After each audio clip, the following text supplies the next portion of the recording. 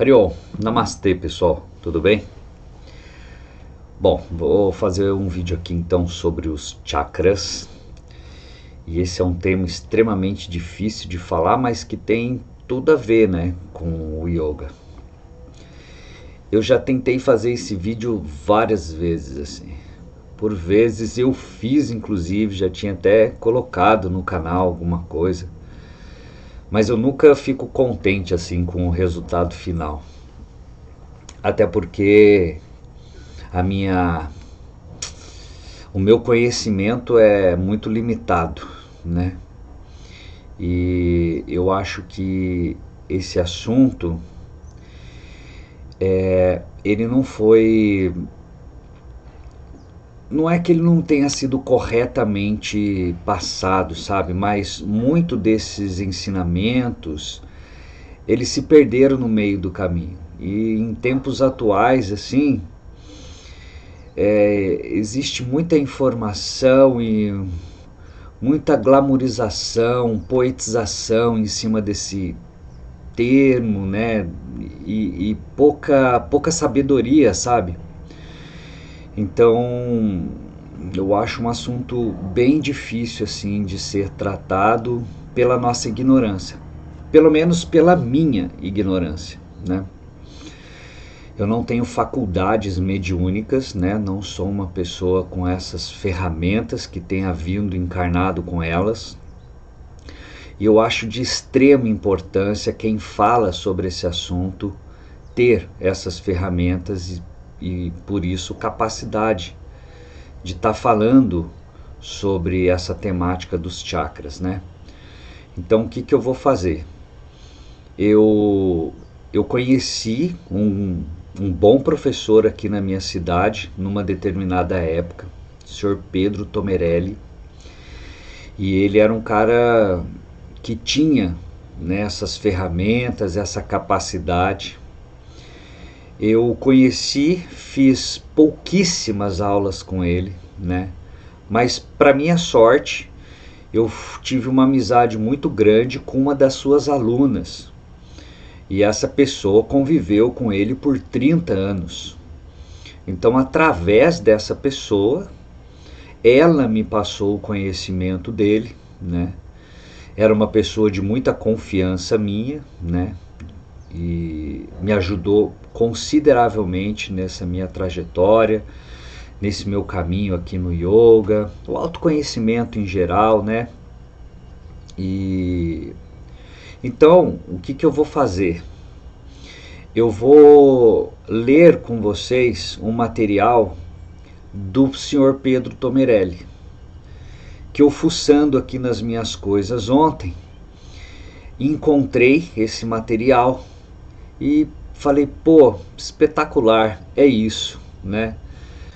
Então, admitindo a minha ignorância, deixa eu tirar o som aqui, eu vou fazer isso com vocês, sabe?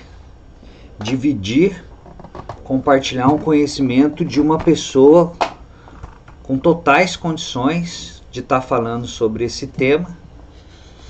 E aí, espero estar sendo mais coerente com esse assunto, tá? E depois, se a gente sentir necessidade de falar um pouquinho sobre cada um dos chakras, porque eu não vou estar falando especificamente de cada um deles, vamos encarar esse vídeo aqui como uma introdução, tá?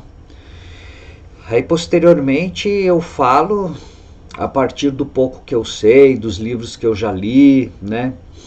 Uma somatização de informação, tentando discernir e filtrar tudo, e compartilho com vocês o que eu entendo, né, sobre especificamente cada um deles depois.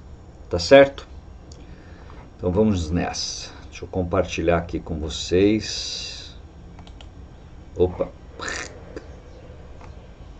Tá aí, tá? Essa é uma apostila, né, que eu ganhei dessa minha amiga, e o seu Pedro ele tinha ele escreveu, né, essa apostila e dava, né, para os alunos nas aulas e tal.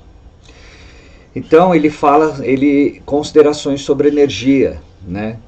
Porque a gente sabe que os chakras são veículos, ou o nome chakras, né, significa rodas ou vórtices, né? Vórtices de energia no corpo sutil, né, no corpo prânico nosso, né?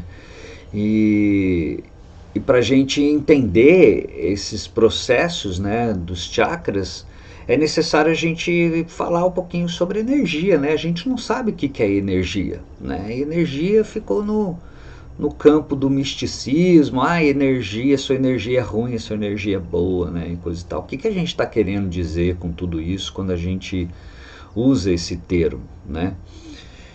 Então vamos lá.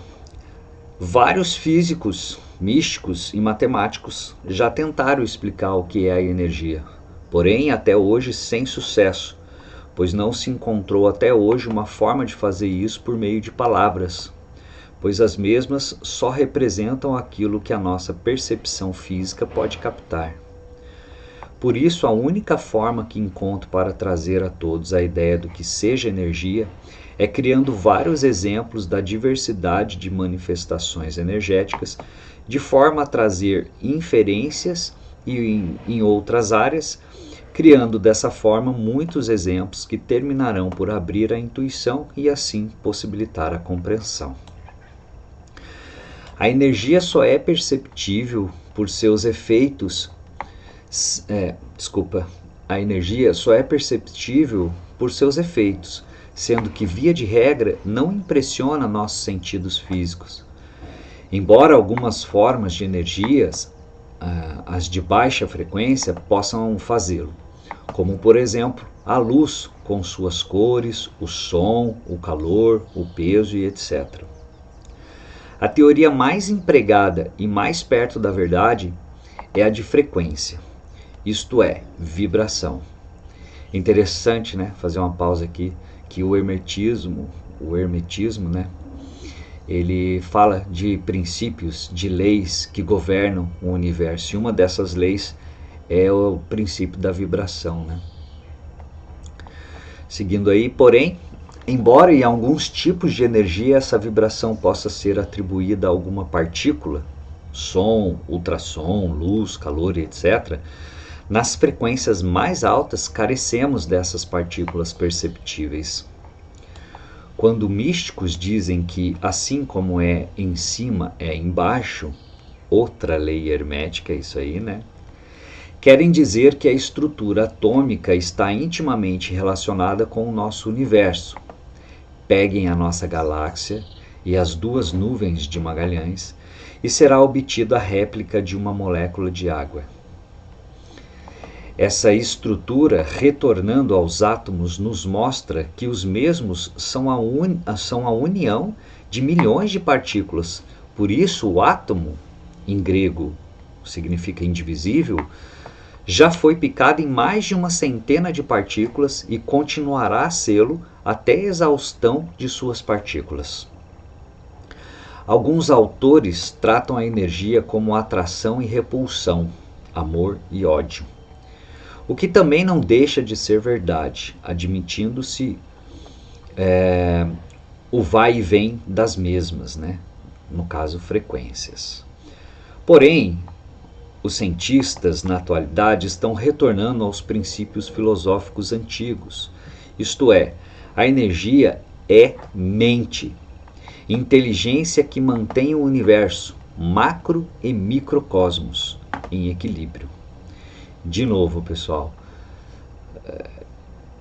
o hermetismo, a primeira lei do hermetismo é o princípio do mentalismo, que tudo é mente, o universo é mente. E os yogis falavam a mesma coisa, né? A sabedoria védica dizia a mesma coisa, que o universo é mente. Eles chamam isso de Mahat. E eu tenho um vídeo aqui no meu canal falando sobre cosmologia, explicando isso para vocês. Seguindo aí, e para corroborar esse fato, percebe-se que a mente humana apenas microparcela desse total que é a mente, quando adequadamente usada, pode alterar o destino das coisas, assim como da matéria. A própria lei do karma, causa e efeito, é uma lei de equilíbrio energético, pois uma energia aplicada não desaparece, apenas se transforma em outra. Tudo é mente no universo.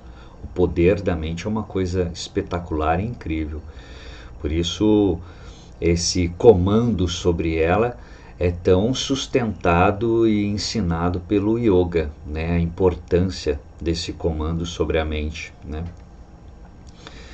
Quando falamos em gerar energia elétrica, por exemplo, se usarmos turbinas, estaremos usando a energia da gravidade atuante sobre a água. Se usarmos uma usina térmica, estaremos transformando o calor em eletricidade. Se usarmos componentes químicos, estaremos usando o potencial atômico liberado na reação. Até nas calculadoras modernas sem pilha, estamos transformando a energia da luz em energia elétrica.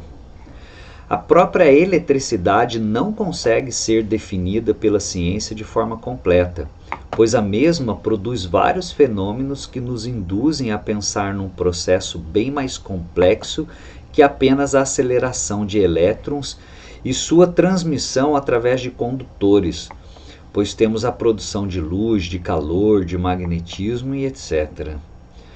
Quando falamos em motores de explosão interna, temos coisas interessantes para pensar. Por exemplo, a taxa de compressão, que é 16:1 para o diesel, em motores a gasolina deve cair para 7,5:1, ou para álcool 9:1.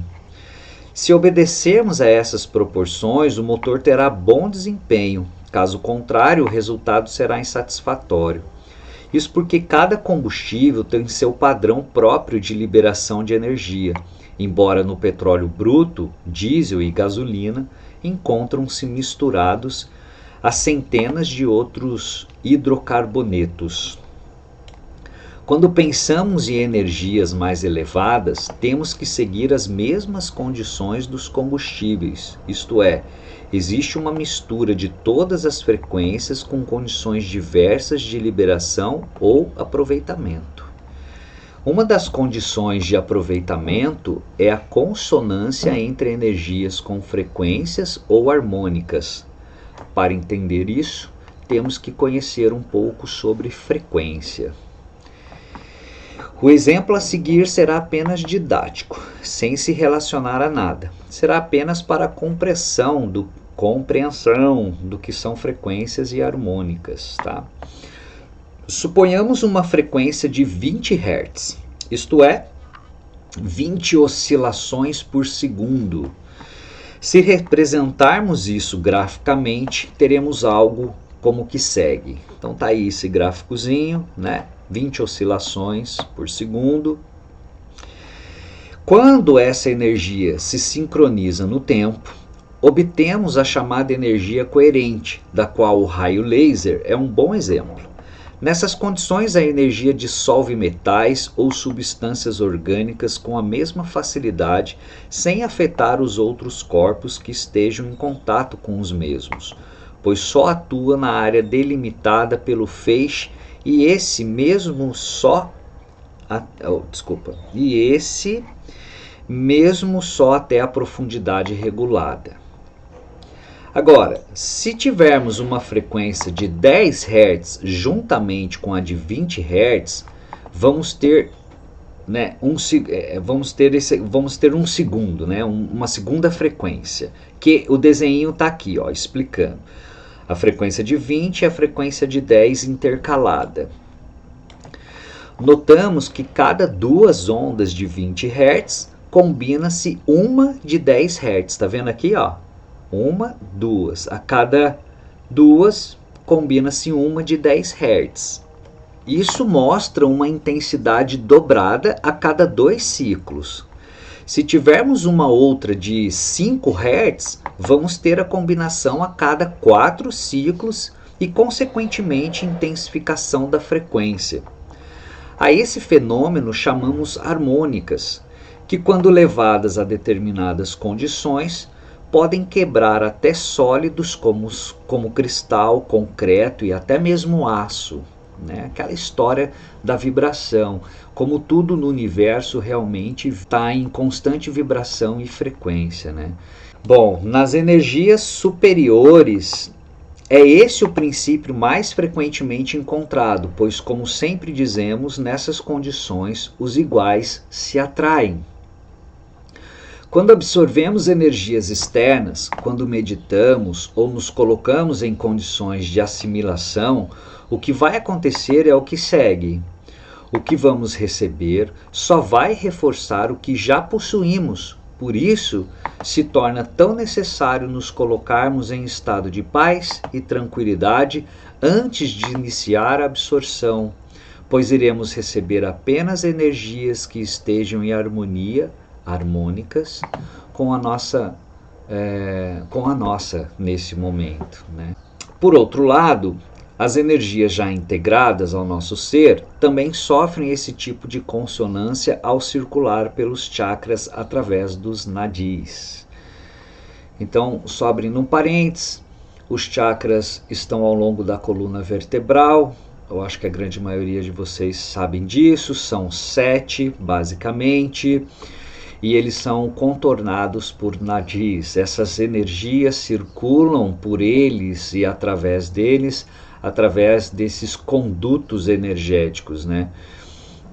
O corpo, assim como o nosso corpo é repleto de artérias e veias que fazem o sangue circular pelo corpo, o corpo de energia, o prana maya kosha, é repleto desses canais, né? de como se fossem artérias e veias para a circulação do prana, né? Dessa energia prana, a energia Chitta também, que ele vai falar aqui.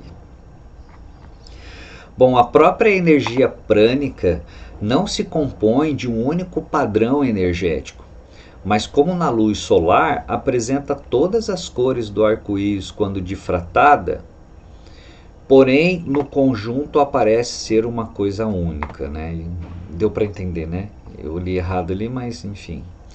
É que igual a gente sabe que a luz, passado por um prisma, né, ela se decodifica em várias cores, né? E assim ele está explicando aqui que também é energia prânica, tá? Outro padrão muito mais elevado é a energia denominada Chitta, que também é uma mescla de padrões, os quais chamamos de mente, consciência, bom senso, enfim. Né? Então ele está falando aqui que prana tem uma frequência, e o Chitta, essa espécie de energia no universo mental, tem um outro padrão vibracional, uma outra frequência. Incrível, né, o conhecimento que ele tinha.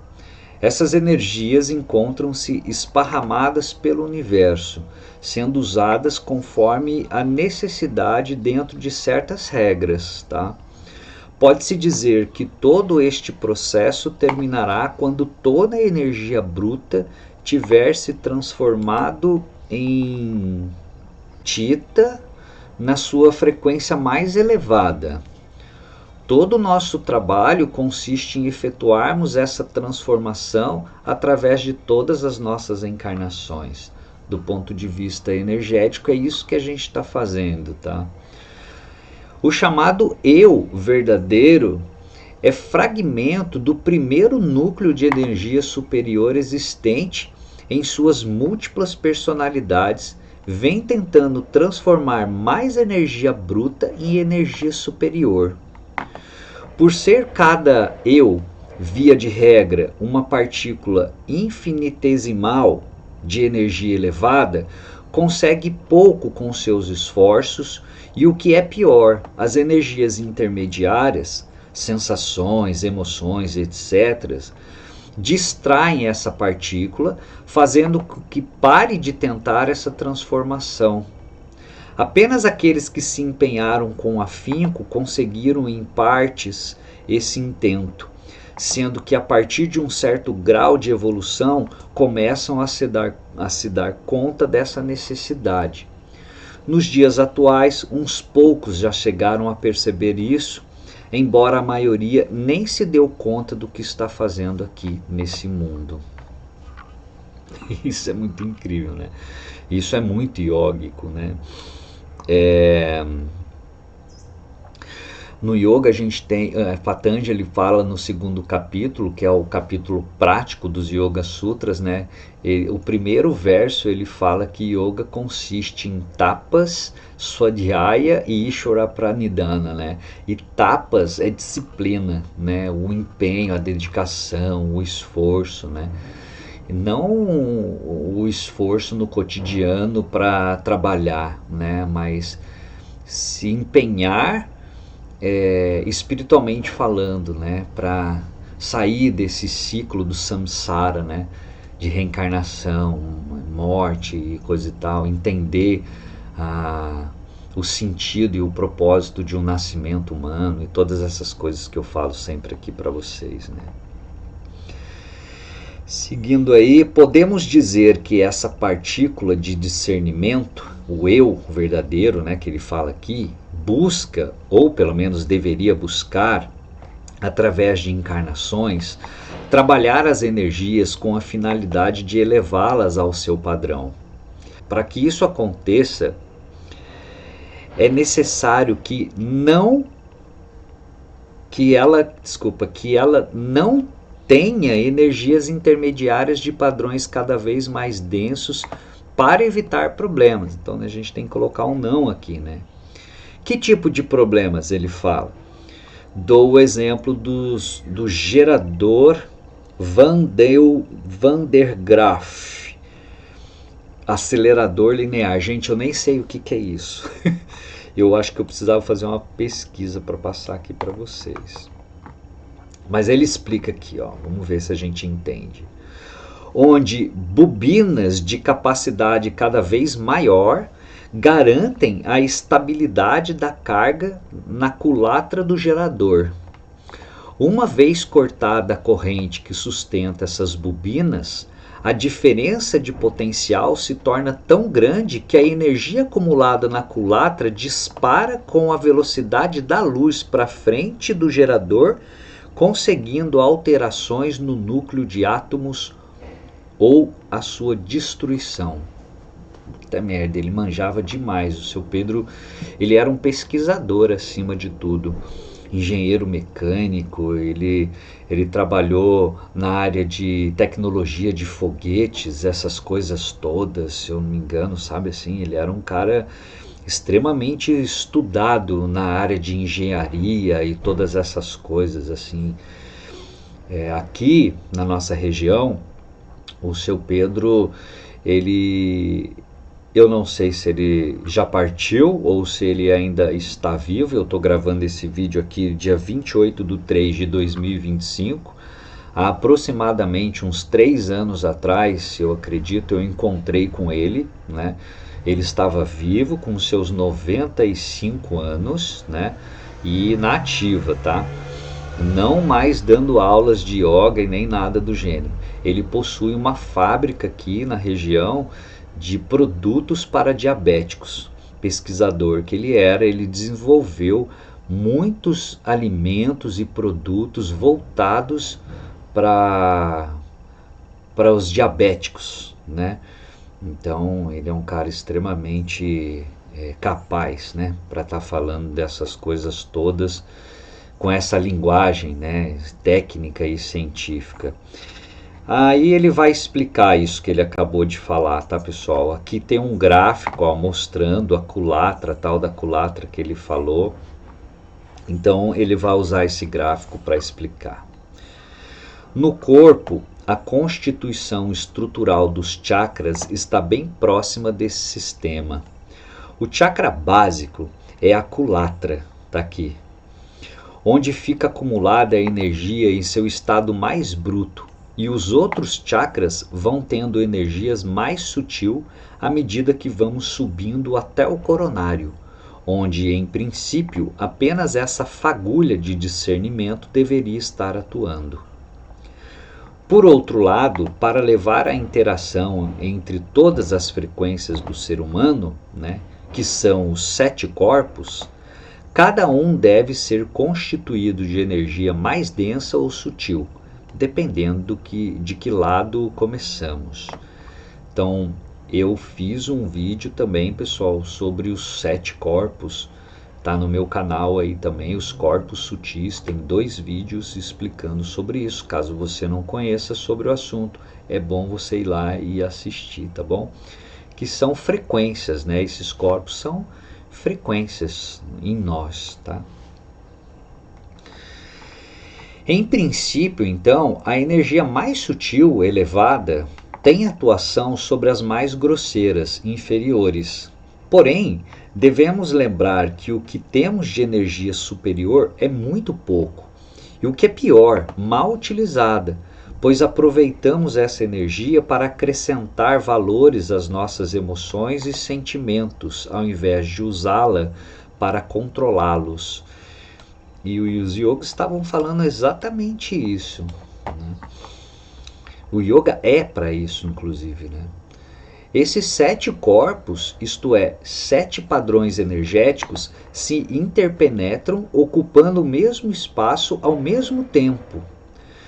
Para sua interação, podemos dizer que os chakras funcionam como colchetes que ligam esses padrões entre si, e os nadis, né, os meridianos, funcionam como um alinhavado entre essas diversas frequências.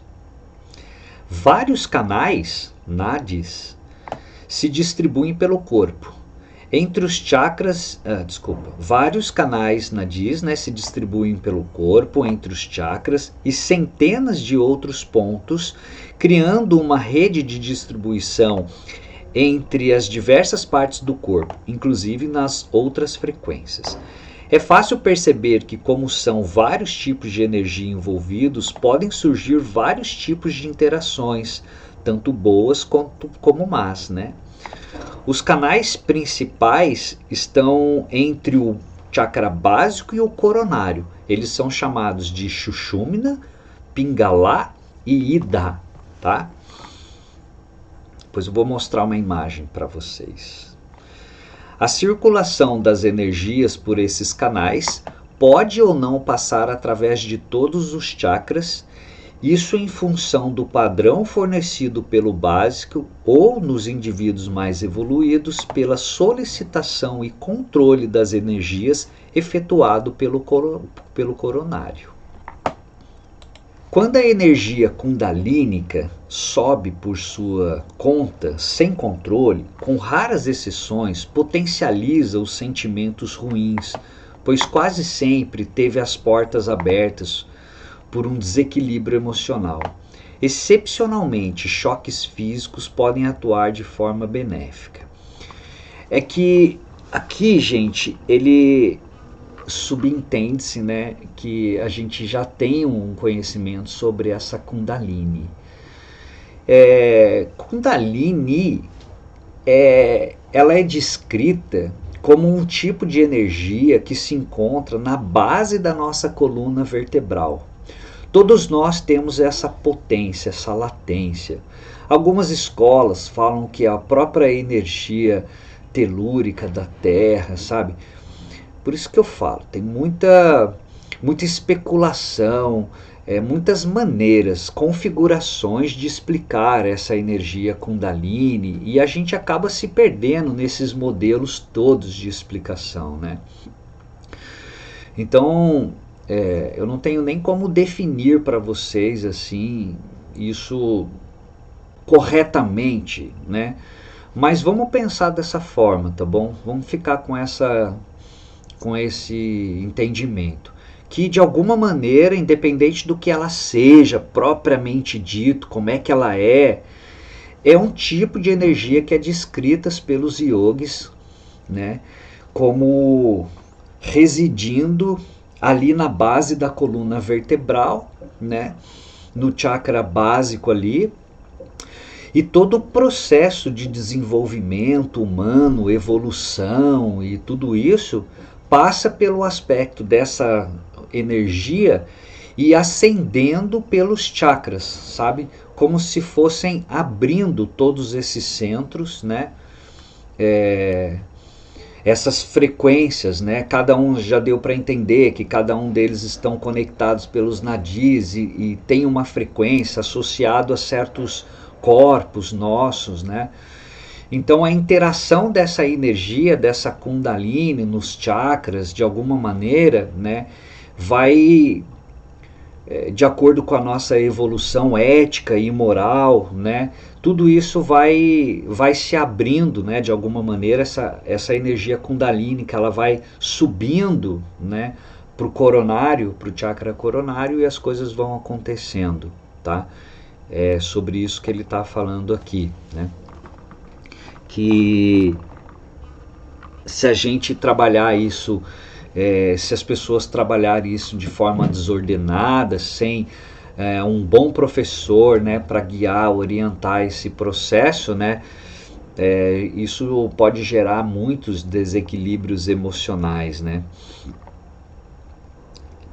Então, seguindo aí, quando o coronário permite e comanda a subida, é quase certo que o discernimento, eu acho que a Kundalini tem tudo a ver com discernimento, é a frequência do discernimento, né? Desculpa, deixa eu voltar aqui. Quando o coronário permite e comanda a subida, é quase certo que o discernimento já eliminou os maus pensamentos, de forma que a subida é benéfica, trazendo crescimento ao indivíduo, né? Há, porém, um perigo que ocorre nos casos em que o orgulho, a vaidade ou o egoísmo não haviam sido eliminados, mas sim disfarçados. A pessoa, de posse das capacidades adquiridas, se deixa iludir por qualquer desses sentimentos e termina por deturpar e destruir o que de bom já estava conquistado, invertendo o processo ao invés de sublimar as energias mais baixas, densifica as mais sutis. Que incrível isso, né? Essa explicação que ele deu aqui, gente. Muito legal mesmo, né? Então, por isso que o hermetismo, os yogis, né, estavam sempre ressaltando a importância da gente olhar para o orgulho, né, neutralizar o egoísmo, a vaidade, né, a questão do ego, né, entender a posição do ego, o seu devido lugar, né, entender o sentido e o propósito da vida, desse caminhar em direção ao retorno, né, religar de religião, né, que a gente é uma centelha desse princípio único, aquilo tudo que eu sempre falo para vocês, né. Muito incrível essa explicação, adorei. Bom, seguindo aqui, as energias mais densas atuam sobre os 3 primeiros padrões energéticos, chamados físico, bioenergético e prânico, tá? E a ligação se processa entre os 5 chakras do laríngeo para baixo, tá? As energias mais sutis, Theta, né, essas energias mais sutis também se ligam a 5 chakras, porém a partir do coronário para baixo. Disso resulta a possibilidade de, através do físico, atuar sobre as energias e das energias atuarem sobre o corpo, por meio de exercícios físicos e mentais, respectivamente. É por isso que a questão dos asanas é tão bem vista assim pelos yogis, né? Os asanas, eu sempre falo isso para todos, né? De alguma maneira eles estão interagindo, mexendo com essa bioenergia no nosso corpo. Os yogis sempre explicaram os asanas dessa forma, né? De acordo com o movimento corporal que você faz, com a sua consciência, manipulando a respiração ali, coisa e tal, ele vai atuando, né, sobre os chakras. Então o seu Pedro ele dava bastante ênfase, assim, ele explicava, falava que era muito importante a gente manter uma certa prática dos asanas, que isso é muito bom para manter em equilíbrio as energias, né, na mente, no corpo, né? Então é isso. Uma vez que os chakras ligam os diversos padrões energéticos com diferentes intensidades, é fácil entender que cada chakra terá sua frequência própria, o que faz com que cada chakra tenha afinidades específicas por energias que sejam harmônicas com o mesmo. O chakra básico possui 5 frequências diversas que, quando ascendem, interferem com as energias dos chakras mais densos, isto é, até o laríngeo, sendo este o último com a capacidade de barrar as energias densas, atuando normalmente como uma válvula que evita a subida das energias mais densas aos 2 chakras superiores. Então ele falava realmente, essa minha amiga dizia que ele explicava muito isso assim, né? Quando eu questionei ela sobre os chakras e a gente conversava muito, ela sempre me dizia isso, né? A importância da gente trabalhar esse chakra, porque mediante essa explicação, ele servia como uma válvula que fechava aqui essas energias mais densas concentradas nos chakras aqui inferiores, principalmente, ascendessem demasiadamente para os chakras mais sutis e superiores, né? Então ele enfatizava a importância de fazer o trabalho nesse chakra periodicamente para manter isso sobre um certo nível, né? Sobre um controle. E uma curiosidade, né? A Sarvangasana, a postura da vela, é uma excelente postura para a manutenção e equilíbrio desse chakra aqui. Por isso vale a pena a gente se esforçar para aprender a fazer essa postura corretamente e fazer ela diariamente, né? Talvez. Aí depende muito de cada um. Quando absorvemos energias externas do meio ambiente em função de algum desarranjo emocional, percebemos no padrão energético um aumento rápido. Se este for do tipo se esse for do tipo denso, mal, e um aumento lento se esse for para o tipo sutil. Isso porque atualmente as energias densas existem em grande quantidade, enquanto as sutis são raras. Pelo próprio estado de tensão, revolta e egoísmo cultuados pela humanidade atual, retardando o crescimento da mesma, né? Pelo exposto, fica claro que devemos nos esforçar para não deixar que sentimentos negativos, mesmo em pequena escala, se instalem em nós, pois o risco é de vê-los crescer rapidamente. Tá vendo? Essa é a explicação que ele dá, a energética, né? Que a frequência desses pensamentos são muito rápidos, né? Eles ascendem brutalmente, né? Pelo sistema. Nessa. Então tá. Relação, chakras e energias. Então, agora ele vai especificar melhor, né? Essa relação aí. Vamos lá. A energia possui 5 padrões principais que os antigos mestres batizaram de prana, apana, samana, udana e vyana. O Ayurveda fala muito, né, desses padrões, né, da energia do vata, do dosha vata, né, no corpo sutil. Como essas energias funcionam, né? O Ayurveda trabalha muito com... O Yoga trabalha muito com essas energias, tá? Cada chakra usa um determinado padrão de energia e às vezes 2 associados.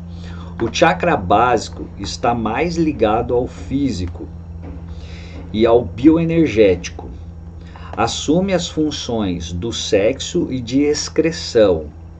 O chakra esplênico também está mais ligado à parte física, indo até o corpo instintivo, do qual recebe orientação, atuando sobre as funções involuntárias com digestão, metabolismo e etc.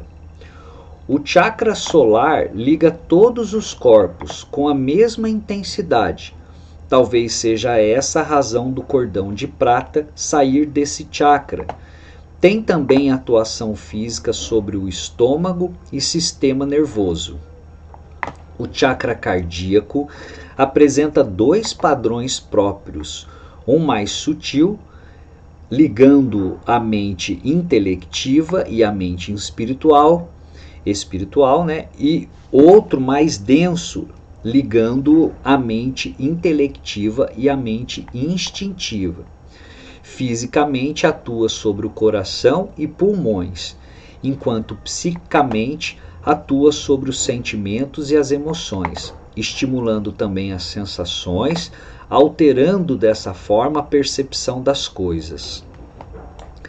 O chakra laríngeo liga todos os corpos até a mente espiritual, ficando, porém, mais forte na ligação entre o corpo prânico e a mente espiritual, o que permite que, por meio da volição, possamos parar a passagem de energia através do mesmo. Por ser o último da parte das energias densas, às vezes sofre, como por exemplo o nó, ele vai falar o nó na garganta. O nó na garganta, que é energia bloqueada para não subir ao coronário, a rouquidão no excesso de excitação, com a mesma finalidade, etc. O chakra frontal está ligado com maior intensidade às mentes instintiva, intelectiva e espiritual, o que faculta as percepções extrasensoriais do nível mais sutil. O chakra coronário, embora ligado a todos os corpos, tem um vínculo mais forte entre as mentes e, quando plenamente desenvolvido, tem a capacidade de orientar todos os outros. Aqui ele faz uma explanação boa, né, das funções dos chakras, né? E é isso. Tem muita especulação, né? Eu, por exemplo, já tinha visto isso de outra forma, né? Que eu acho até bacana, assim. Depois eu vou compartilhar com vocês um por um, tentar elaborar melhor, assim, de acordo com o meu entendimento, tá, pessoal?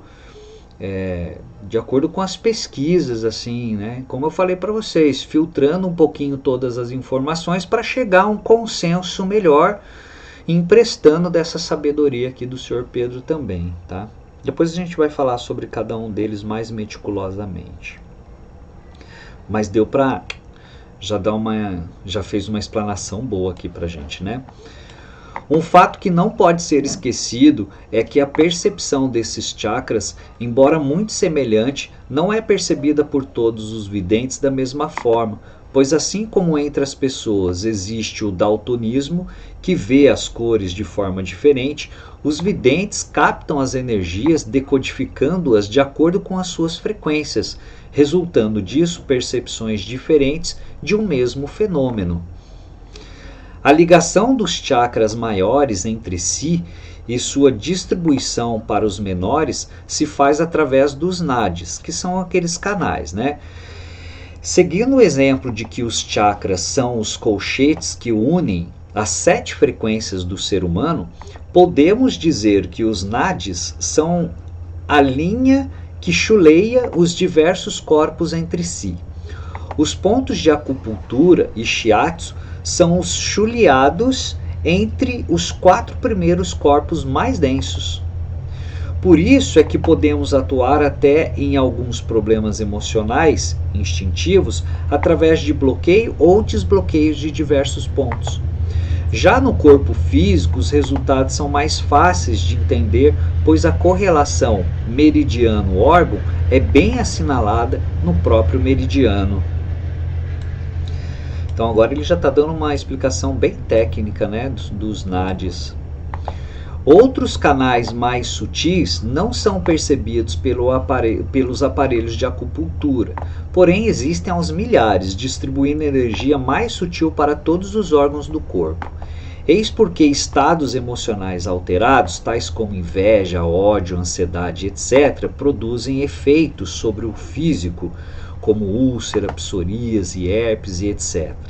Essa energia mais sutil, Theta, é a que orienta as células do corpo para que executem suas funções dentro da história escolhida, inclusive com as doenças kármicas ou inerentes ao personagem escolhido, né? E isso é um fator muito relevante aqui, pessoal, só abrindo um parêntese, né? A gente vem para essa existência com uma certa programação, né? Tudo para que a gente se desenvolva, para que a gente cresça em direção aos valores, ao refinamento da ética, à moral, adquirindo virtudes, trabalhando nesse sentido e nessa direção, tá, gente? Então, existe uma programação, sim, né? Cada encarnação tem uma programação e Theta e essas energias todas inteligentes que são, né, estão orientando essa história aqui nossa escolhida, né? E é essa energia sutil, mente, discernimento, que ele fala, que nos permite a absorção dos diversos tipos de energias inferiores na medida de nossas necessidades em cada nível. Isso quando não impedimos através dos sentimentos que a mesma faça a sua função, pois sempre que sentimentos negativos, frustração, apego, ciúmes, inveja, etc., se manifestam, a atenção da mente se volta nessa direção, prejudicando o processo.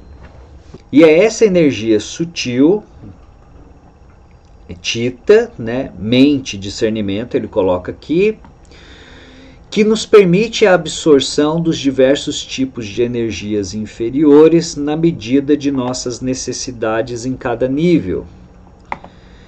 Isso quando não impedimos através dos sentimentos que a mesma faça a sua função, pois sempre que sentimentos negativos, frustrações, apegos, se manifestam, a atenção da mente se volta nessa direção, prejudicando o processo. Né? Ele está dizendo aqui que quando a gente impede isso através dessas emoções negativas, né, a gente atrapalha, né, a absorção dos diversos tipos de energias, né, de acordo com as nossas necessidades. Interessantes, né? Muito interessante a explicação, realmente.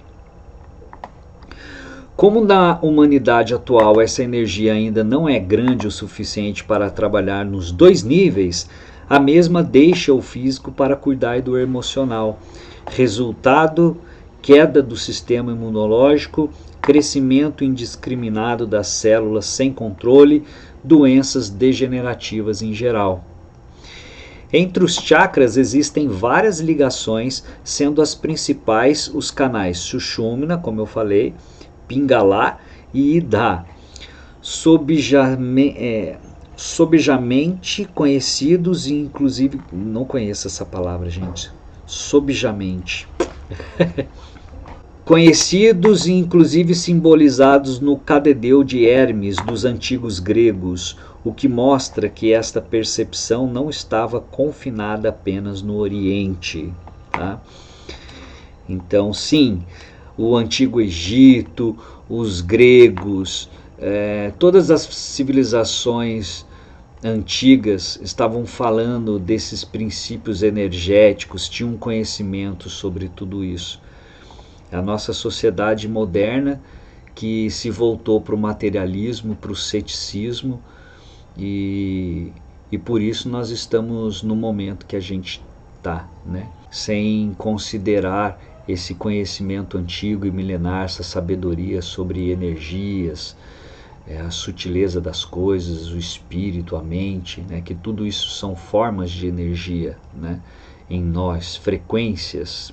Afinal de contas, tudo é vibração, né? Cabe aqui fazer um pequeno parêntese entre acupuntura e yoga no conceito básico. Yoga, como parte integrante da medicina ayurvédica, sempre se interessou no desenvolvimento global do indivíduo, criando um esquema para que o mesmo não viesse a sofrer os efeitos dos sentimentos, emoções e etc., o que evita os problemas físicos disso decorrente, fazendo o que poderíamos chamar de medicina preventiva, pois os problemas não surgem uma vez que os sentimentos e emoções estão controlados. A acupuntura partiu de uma premissa diferente, isto é, consertar o que já estava estragado, sendo, pois, necessário isso, né? Sem, porém, se preocupar muito com a manutenção desse estado, pois corrigindo os bloqueios ou desvios oriundos dos níveis suprafísicos, os problemas desaparecem, porém, podem retornar com o tempo se o emocional não for consertado. Os sábios chineses que desenvolveram a acupuntura praticavam a ascese e exercícios com a mesma finalidade do yoga, que deram origem a várias lutas marciais, inclusive, e o Tai Chi Chuan. Porém, sabedores de que a humanidade em geral não tem paciência nem disposição para maior disciplina, se preocuparam apenas em minorar o sofrimento já existente. Bem, estamos acabando, pessoal. Os chakras possuem, portanto, uma frequência própria, cada um, certo? Que pode dar origem a várias interpretações, todas válidas, porém incompletas. Primeiro, o chakra possui, aqui ele vai rebater algumas afirmações, né? Ou sei lá, vamos junto aqui. Primeiro, o chakra possui uma cor ou várias cores. Realmente as possui, porém seu estado é mutável e sofre influência de tudo que está ao redor. E quanto menos controlado é o indivíduo em suas emoções, maior é a oscilação dessas cores. Por isso as cores descritas às vezes podem ser consideradas apenas como cor ideal em estado de absoluto repouso físico, mental e espiritual. Então essa questão da cor dos chakras, né? Tem cor? Tem, né? Mas depende muito do nosso estado de espírito. Elas mudam o tempo todo. Segundo, os chakras possuem um som primordial. Neste caso, podemos dizer que este som é a frequência ideal desse chakra, o que permite que as harmônicas se integrem com maior facilidade e não algum som que o chakra em si produz. Quando nos concentramos em um chakra e ouvimos sons, melodias ou vozes, quer dizer apenas que sintonizamos nossa atenção nessa frequência, como faríamos com um aparelho de rádio. Terceiro, os chakras possuem tamanhos diferentes. Acredita-se normalmente que quando alguém possui um ou mais chakras grandes, seja mais evoluído.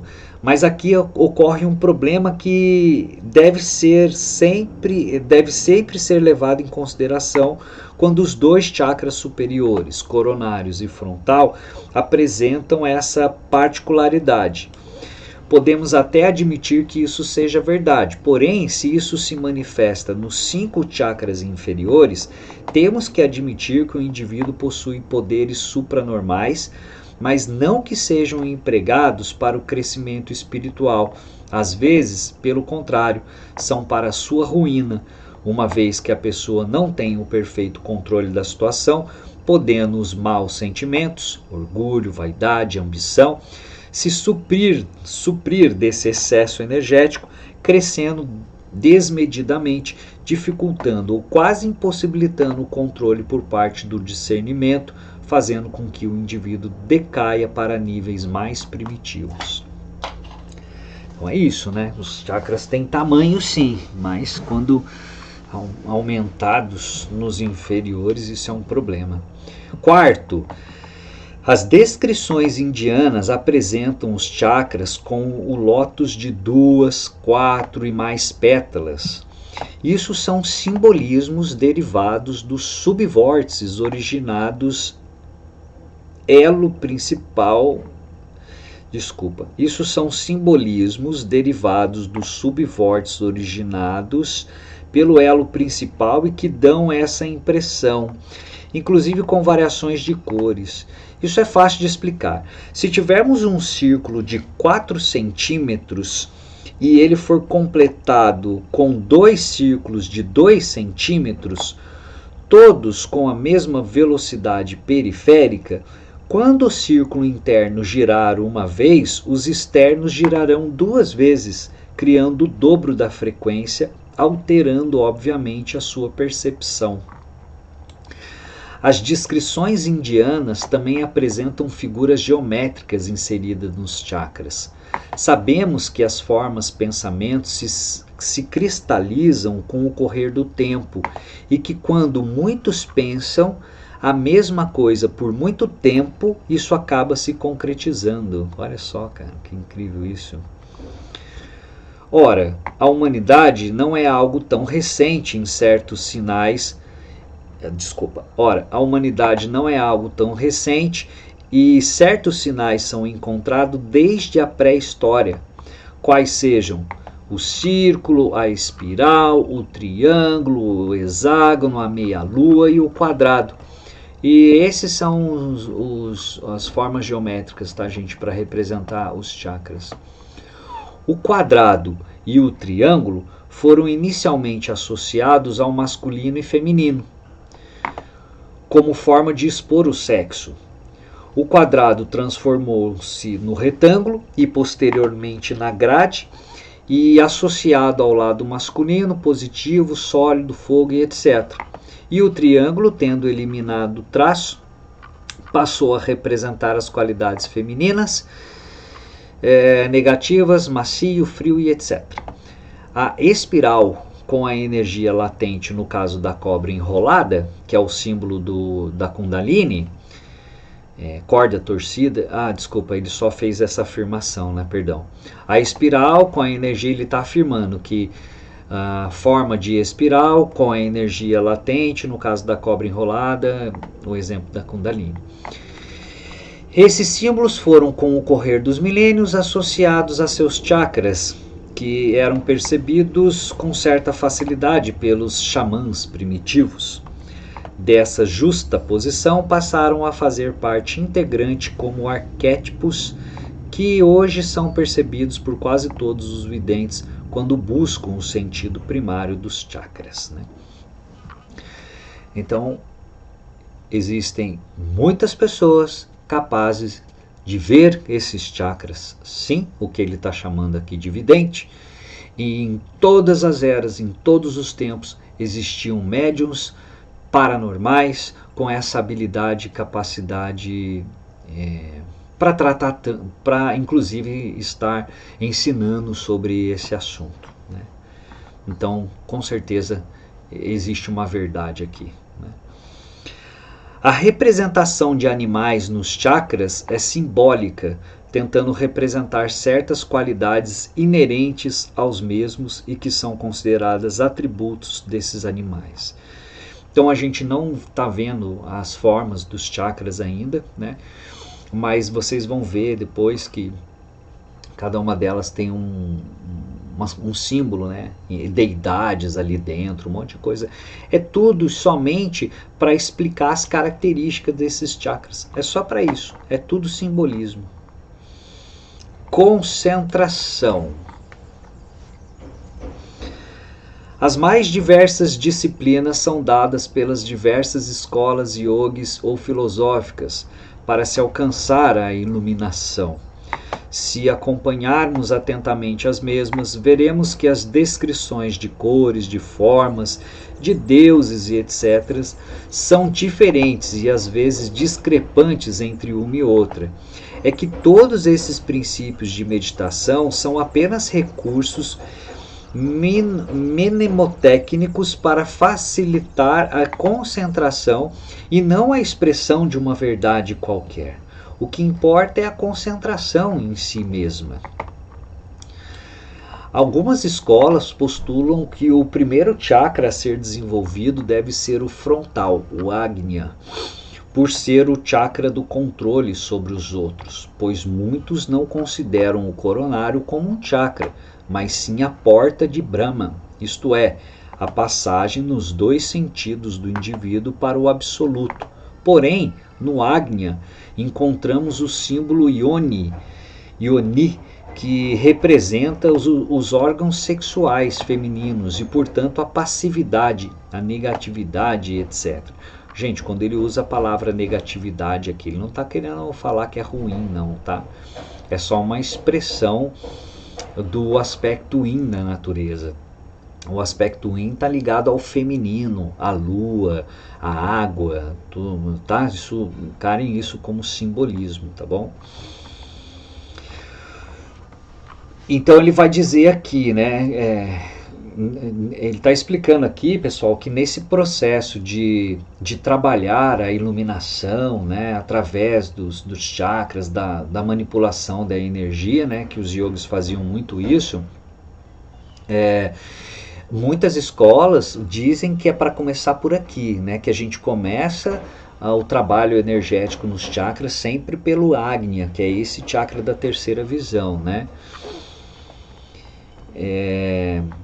E aí ele vai postular que ele vai falar o ponto de vista dele. Por ser o chakra laríngeo o mais sutil dos chakras materiais e o primeiro a integrar-se com a parte sutil, é, por minha experiência, o melhor para se iniciar. Vejamos sua cor, roxa sem brilho, geralmente ele fala. Mostra o equilíbrio entre o azul vindo do alto e o vermelho vindo de baixo, que resulta nessa composição. Quando se apresenta puxando para o vermelho, há predominância de energias básicas. Quando a tendência para o azul, há predominância de energias superiores. Vê-se dessa forma que esse chakra se presta a ser um termômetro para se avaliar o estado do indivíduo. O desenvolvimento desse chakra geralmente provoca um certo desequilíbrio na personalidade de algumas pessoas, pois os valores materiais passam a ser questionados, uma vez que os padrões físicos perdem o seu valor e os espirituais se apresentam de forma indefinida. Por outro lado, o aumento da nossa percepção do sentimento dos outros em virtude de nossa elevação minúscula, porém existente, por vezes nos deixa confusos, pois não conseguimos compreender ou valorizar no sentido físico convencional o que está acontecendo ao nosso redor, dando a impressão de que o mundo e a vida são destituídos de sentido. Essa fase, porém, é relativamente curta e até nos ajuda a ficarmos mais fortes e mais seguros no futuro. Incrível, né, a explicação dele. Isso é necessário, pois, como dizem todos os escritos antigos, para fazer desenvolver a Kundalini sem riscos, são necessárias algumas condições. Primeiro, um padrão de vida virtuoso, sem ódio, maldade, revolta e etc. Dentro da ética e integridade, desenvolvendo um amor fraterno. Segundo, muita disposição e perseverança para guiar a energia em sua subida. Terceiro, resignação e perseverança para não se deixar abater pelas dores, tanto físicas, psíquicas quanto espirituais, derivadas do processo. Então, em muitos textos, pessoal, antigos, assim, de yoga e tal, eles falam mesmo, sabe, sobre essas rupturas, sobre as questões mesmo físicas, emocionais. Esse trabalho de energia dos chakras é potente pra caramba. E a pessoa tem que estar buscando demais isso e muita força de vontade, né, para não se desvirtuar desse caminho. O tal do mumukshu, né, quando o objetivo central é a evolução e o crescimento, quando a gente já entendeu isso, o sentido da vida e busca isso assiduamente, né, o que eles vão chamar de vida de asceta, né, de dedicados, de praticantes, né, que tudo na vida dessas pessoas é secundário. que a prioridade é essa evolução, né? Então essas pessoas por vezes podem até estar na sociedade trabalhando, fazendo, cumprindo suas funções, em família e coisa e tal, mas o foco e o objetivo é aquele, ele não abandona o yoga, a prática, isso vira prioridade na vida da pessoa e o trabalho dela, o cotidiano, serve como suporte, né? Dá suporte para ela poder levar essa vida, né? Então não necessariamente a gente precisa ir para a floresta, no alto de uma montanha, se isolar numa caverna para atingir níveis e estados assim, né? Mas com certeza a gente precisa se conectar com grupos, ter um bom professor, um bom guia, né, para a gente conseguir isso, porque sozinho a gente não chega a lugar nenhum, né?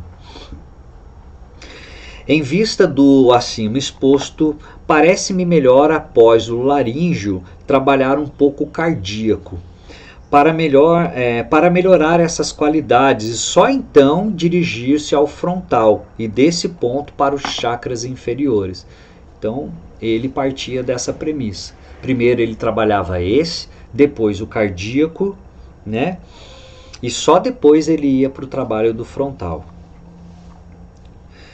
O método de potencializar o chakra solar após o laríngeo parecia-me interessante para os ocidentais, porém, levando em consideração a situação atual do mundo, passei a achar mais eficiente trabalhar primeiro o lado do amor fraterno, o coração, e só então partir para o resto, né? Então ele fazia muito esse trabalho, né, com as pessoas em aula e coisa e tal, nos grupos. Ele era um professor de excelência, incrível. Pena que na época eu era muito descabeçado e não conseguia aproveitar melhor quando ele dava as aulas, né? Mas tudo tem o seu momento certo, né? Cabe ressaltar que o chakra esplênico ativado pela energia kundalínica, se não for devidamente controlado, pode crescer e voltar ao chakra básico, sendo difícil fazê-lo voltar a receber a energia kundalínica de forma ascendente. O perigo reside na exacerbação das sensações mais materiais, fazendo o fluxo cair abaixo do chakra raiz, criando um círculo vicioso e um embrutecimento do indivíduo.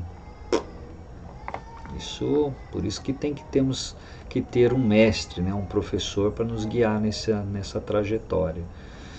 A gente faz o básico, sem mexer muito com essas energias, né?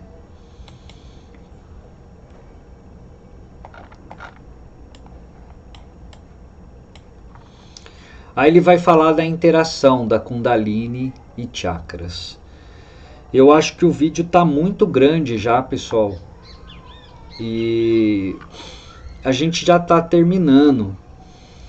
Mas como eu vou fazer uma explanação dos chakras para vocês, eu acho que eu vou dar um tempo aqui, cortar esse vídeo. A gente vai ficar com essa informação agora, depurar ela um pouquinho, tá bom? E aí eu faço um outro na sequência para a gente dar continuidade, né? Até porque senão, né, vai ficar realmente muito grande e assim vocês têm um intervalo para absorver todas essas informações e aqueles que são meus alunos em aula, a gente poder também trocar um pouco de ideia, talvez isso seja importante, tá bom? Então vamos dar um tempinho aqui, esse é um assunto mais específico, a interação da Kundalini e os chakras e tal, né? E aí, no próximo vídeo aí, na próxima aula, a gente segue falando sobre essa temática, ok? Espero que vocês estejam gostando do assunto. Eu peço encarecidamente para que vocês deem um like aqui nesse vídeo, para que aumente a visão, como é que se chama? A interação, né, das pessoas e esse vídeo chegue para mais pessoas, né? Que você se inscreva aí no canal, dê essa força, né? Para que o canal possa ir crescendo e esses assuntos cheguem, né, se espalhem para a humanidade. A gente está precisando tanto, né, desse conteúdo. E então eu peço encarecidamente aí para que vocês dêem essa força para mim, né, deixando o seu like, compartilhando esse vídeo com bastante gente aí, tá bom? E me segue aí no canal, no Instagram também, né? Meu Instagram é Robson Meirelles, para aqueles que não sabem. E lá no Instagram o meu Robson tá com B mudo. E aqui no YouTube ele tá com I, né? Essas configurações que a gente tem que ter para poder ter o nosso nome ali associado a essas redes, tá bom? Então lá no Instagram, Robson Meirelles, tá bom? Me segue lá também. Grande abraço a todos. Hariom. Namastê.